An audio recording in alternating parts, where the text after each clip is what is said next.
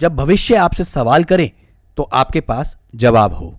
आदरणीय महानुभावों, पिछले दिनों ज़कात फाउंडेशन के अध्यक्ष डॉक्टर सैयद जफर महमूद ने ज़कात फाउंडेशन के कार्यक्रम में बोलते हुए कहा था कि मुस्लिमों को किसी अन्य धर्म के लोगों की तरह यह सुनिश्चित करना चाहिए कि वे देश के शासन संरचनाओं से बाहर ना रह जाएं, यानी इस्लाम से जुड़े लोग राजनीतिक शक्ति के अलावा शासन की शक्तियां भी हासिल करें।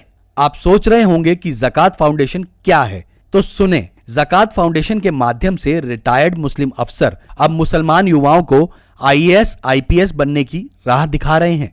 ये अफसर इस संस्था की मदद से हर साल 20 से 25 मुस्लिम युवाओं को सिविल सर्विस की परीक्षा पास करा रहे हैं। यही नहीं, अब मुस्लिम युवाओं की संख्या बढ़ाने के लिए ज़कात फाउंडेशन के अध्यक्ष डॉक्टर सैयद जफर महमूद ने जमीयत उलेमा ए हिंद की मदद से 3 एकड़ जमीन पर डासना में सर सैयद कोचिंग संस्थान के लिए नई बिल्डिंग का निर्माण शुरू कर दिया है।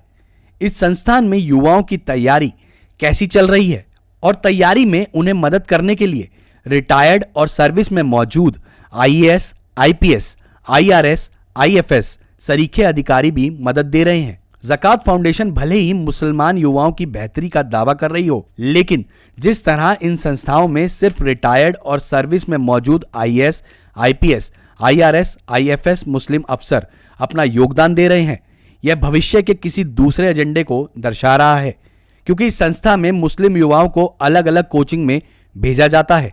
हॉस्टल में युवाओं के लिए रहना खाना और स्टडी मटेरियल तक का इंतजाम बिल्कुल फ्री है।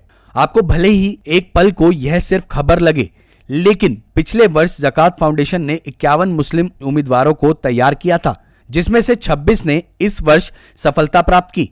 आने वाले दिनों में जब संस्था के पास बड़ी बिल्डिंग होगी तो समझ जाइए, देश के अहम प्रशासनिक पदों पर सिर्फ मुस्लिम होंगे। भले ही कुछ वर्ष सत्ता हिंदू नेताओं के हाथों में रहे, लेकिन प्रशासन पर उनकी पकड़ न सिर्फ बराबर हो जाएगी, बल्कि संवैधानिक और प्रशासनिक पदों पर एक असंतोष और प्रेशर ग्रुप का निर्माण भी हो जाएगा।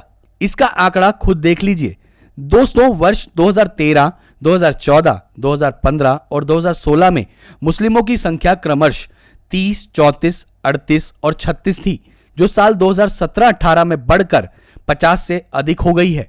और संघ लोक सेवा आयोग यानी UPSC की परीक्षाओं में अल्पसंख्यक समुदाय के 131 युवाओं के चयन के साथ एक नया रिकॉर्ड बनाया। आने वाले वर्षों में जिन तरीकों से मुस्लिमों द्वारा शुरू की अनेकों संस्थाएं आगे बढ़ रही हैं, तो संख्या का अनुपात क्या होगा, आप स्वयं अंदाजा लगा सकते हैं। आपको जानकर हैरानी होगी कि ज़कात फाउंडेशन ज़कात यानी दान के पैसों से चलता है। केवल ज़कात फाउंडेशन ही नहीं, इसके अलावा अल अमीन सोसाइटी बेंगलोर